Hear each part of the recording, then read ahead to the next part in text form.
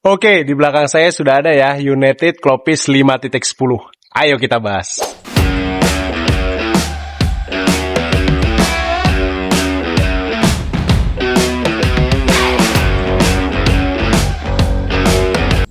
Oke, ini di depan saya sudah ada ya Clovis 5.10. Mari kita bahas. Dari bagian depan, untuk di bagian stem, dia menggunakan brand dari Nautilus dengan panjang 6,5 cm. Lalu untuk handlebar, dia menggunakan Nautilus juga dengan lebar atau panjang 730 mm. Lalu untuk di bagian tuas pengereman, dia menggunakan sistem pengereman hydraulic disc brake dari Shimano MT200. Untuk di bagian shifter, dia pakai Shimano Deore M5100, di mana ini adalah 1x11 speed sepeda ini. Untuk di bagian handlebarnya atau hand grip, untuk hand gripnya dia sudah pakai brand dari Nautilus. Sudah lock kiri kanan seperti ini. Ya. Sudah lock. Jadi udah rekomendasi banget. Sudah lock. Lalu kita turun ke bagian tubnya. Nah, untuk ini dia juga sudah taper. Terus sambungan las-lasannya udah mulus, tidak terlihat sama sekali. Nah, untuk fork dia menggunakan brand dari Venom dengan treble 120. Lalu dia sudah lock tentunya. Sudah ada locknya dan dia sudah angin ya. Sudah angin. Dari brand Venom. Turun ke ban. Untuk di bagian rim dia pakai Nautilus juga. Lalu untuk ban dia pakai Maxxis Arden 27,5 x 225. Lalu ini dia. Di harganya dia sudah menggunakan TA ya. Untuk di bagian hubnya udah TA.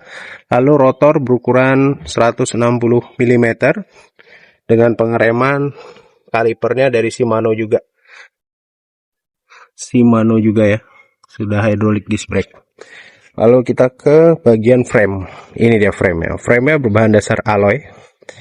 Untuk sambungan las-lasannya sudah mulus, tidak terlihat untuk di bagian sini, tapi untuk di bagian bawah masih terlihat ya untuk sambungan las-lasannya, sama di bagian belakang. Seperti ini. Untuk ini size 17. Size 17 dia masih hanya dapat satu ya untuk bottle catch. Lalu dia untuk bisa support sudah untuk double speed.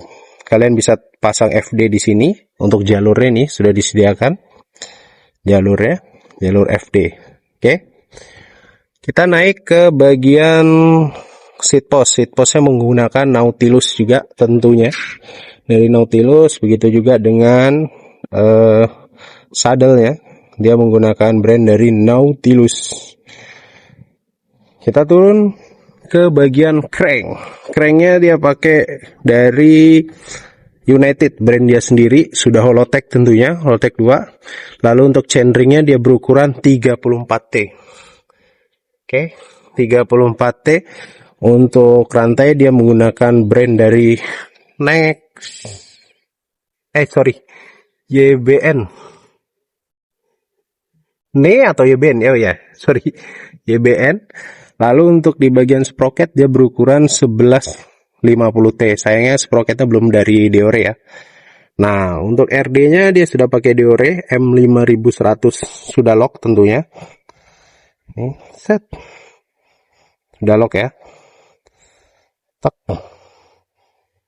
Sudah lock. Untuk di bagian RD, untuk ban belakang sama. Untuk rimsnya dia menggunakan brand dari Nautilus dengan ban Maxxis Arden.